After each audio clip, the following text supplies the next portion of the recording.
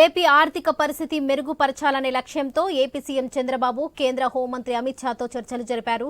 AP ఆర్థిక పరిస్థితి గురించి ఆయనకు వివరించారు. గత 5 ఏళ్లలో ఏపీ ఆర్థిక విధ్వంసానికి గురైందని వెల్లడించారు. అస్తవ్యస్త నిర్వహణ, అవినీతితో ఆర్థిక వ్యవస్థ గాడి తప్పిందని చంద్రబాబు తెలిపారు. ప్రజలు ఏపీలో ఎన్డీఏకు అనుకూలంగా తీర్పునిచ్చారని, కేంద్ర రాష్ట్ర ప్రభుత్వాలు కలిసి రాష్ట్రాన్ని గాడిలో పెడతాయని చంద్రబాబు తెలిపారు. ప్రస్తుతం ఆయన ఢిల్లీ పర్యటనలో ముగించుకొని విజయవాడకు తిరుగు ప్రయాణమయ్యారు. అంతకుముందు ఇవాళ ఉదయం ఢిల్లీలోని సీఎం అధికారిక నివాసంలో ప్రత్యేక పూజలు నిర్వహించారు చంద్రబాబు.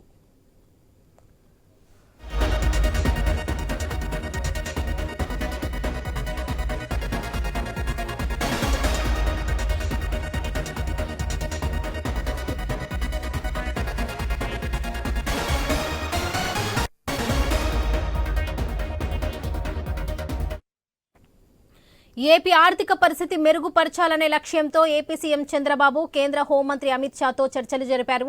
ఏపీ ఆర్థిక పరిస్థితి గురించి ఆయనకు వివరించారు. గత 5 ఏళ్లలో ఏపీ ఆర్థిక విధ్వంసానికి గురైందని వెల్లడించారు. అస్తవ్యస్త నిర్వహణ, అవినీతితో ఆర్థిక వ్యవస్థ గాడి తప్పిందని చంద్రబాబు తెలిపారు. ప్రజలు ఏపీలో ఎన్డీఏకు అనుకూలంగా తీర్పునిచ్చారని, కేంద్ర రాష్ట్ర ప్రభుత్వాలు కలిసి రాష్ట్రాన్ని గాడిలో పెడతాయని చంద్రబాబు తెలిపారు. ప్రస్తుతం ఆయన ఢిల్లీ పర్యటన ముగించుకొని విజయవాడకు తిరుగు ప్రయాణమయ్యారు. అంతకుముందు ఇవాళ ఉదయం ఢిల్లీలోని సీఎం అధికారిక నివాసంలో ప్రత్యేక పూజలు నిర్వహించారు చంద్రబాబు. ఇదే విషయానికి సంబంధించి మరిన్ని అప్డేట్స్ మా ప్రతినిధి రామకృష్ణ అందిస్తారు. రామకృష్ణ, చెప్పండి.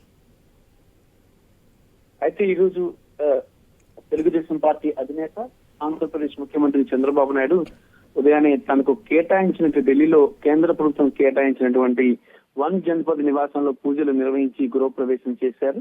మరి దాదాపుగా ఆయనతో పాటు కేంద్ర మంత్రులు రామ్మోహన్ నాయుడు, పెమ్మసాని చంద్రశేఖర్, టీడీపీకి చెందినటువంటి ఎంపీలు కూడా ఉన్నారు. అలాగే బీజేపీ ఎంపీలు కూడా వచ్చారు. మరి దీనికి ముందు గత రాత్రి చూసుకున్నట్టుగా అయితే ఆయన కేంద్ర హోంశాఖ మంత్రి అమిత్ షాని కలిసి ఆంధ్రప్రదేశ్ కు సంబంధించినటువంటి కీలక అంశాలపై చర్చించారు. 4 శ్వేత పత్రాలు ఏవైతే రిలీజ్ చేశారో వాటిని ఆయన అమిత్ షా ముందు పెట్టారు. ముఖ్యంగా గత ప్రభుత్వం అసలు ఏమి ఖజానాలో ఉంచలేదు, టోటల్ గా రాష్ట్రాన్ని మొత్తంగా విధ్వంసం చేసేసింది.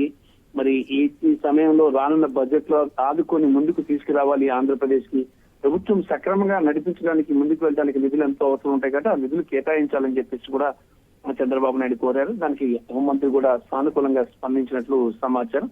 మళ్ళీ 23వ తేదీన గానీ 24వ తేదీన గానీ ఆయన ఢిల్లీకి వస్తున్నారు. ఎందుకంటే బడ్జెట్ కేటాయింపుల తర్వాత మళ్ళీ ఒకసారి ఢిల్లీ వచ్చి అందరికీ అభినందనలు తెలపడానికి వస్తారని సమాచారం. ఎందుకంటే బడ్జెట్ లో 100% ఈసారి ఆంధ్రప్రదేశ్ కి భారీ కేటాయింపులు ఉంటాయని సమాచారం అందుతుంది.